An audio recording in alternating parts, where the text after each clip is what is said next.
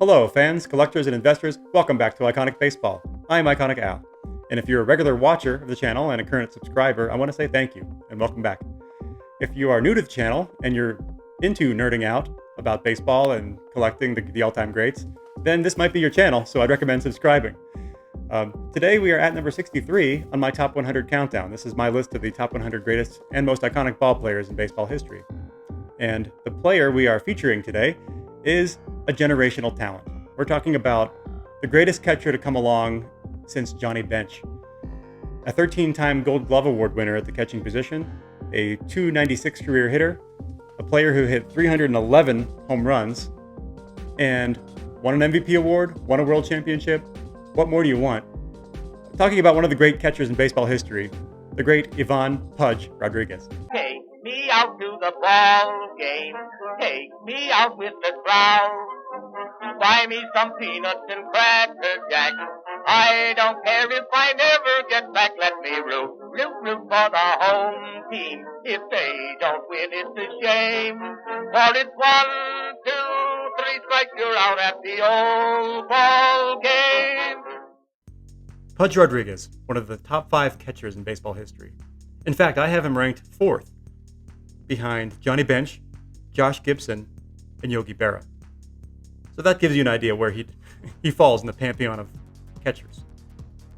Among all catchers, all time, he's 3rd in WAR at 68.7.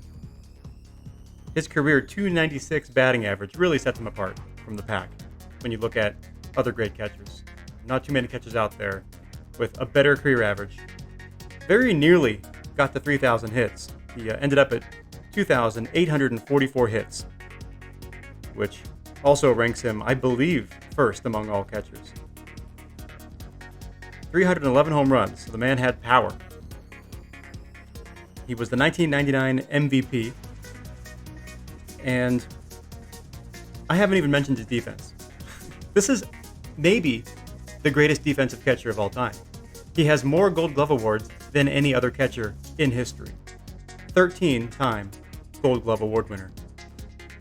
A generational talent. That's about the best you can say. Now, there are some whispers around Ivan Rodriguez concerning steroids, because I believe he was mentioned on the Mitchell Report. And so every fan kind of has to make that calculation for themselves. If they believe that steroids was a significant contributing factor, a moderate contributing factor, or just a minor contributing factor to a player's overall performance. I think, well, the Hall of Fame has made their decision, and they elected him in 2017 with a pretty overwhelming total. And it's interesting to me that a player like Pudge Rodriguez waltzes right into the Hall of Fame. A player like David Ortiz, who has questions swirling around him about PEDs, easily gets elected to the Hall of Fame. But yet we still have players like Barry Bonds and Roger Clemens, guys that are generational talents, arguably even greater generational talents, that the writers have decided aren't Hall of Fame worthy for whatever reason. So every fan kind of has to make that calculation on their own, how much they, want to hold that against a player. In the postseason, Pudge Rodriguez was pretty good.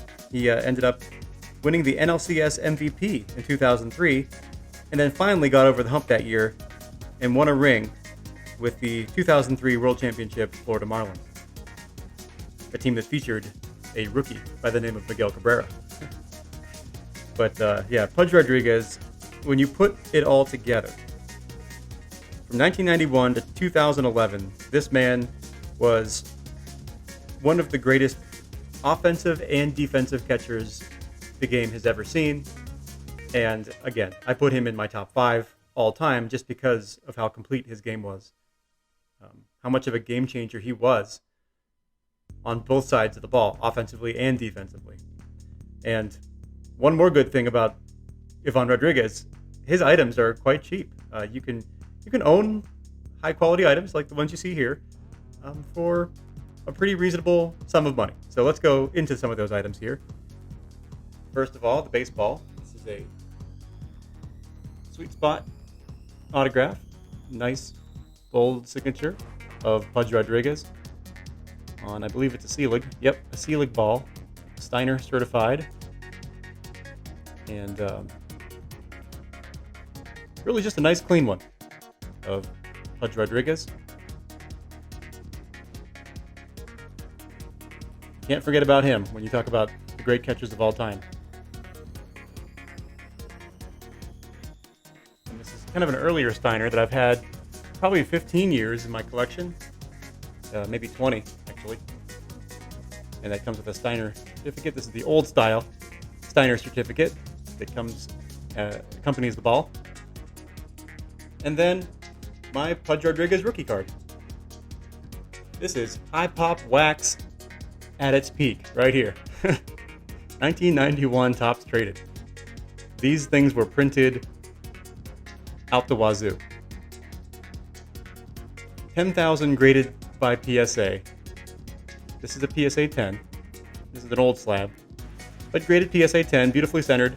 I like the color. A nice portrait shot, which is always my preference. I want to see the player. I want to see that player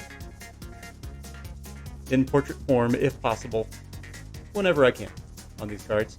I'm going to own one card of a player, one significant card of a player. It's going to be one where I can see that player.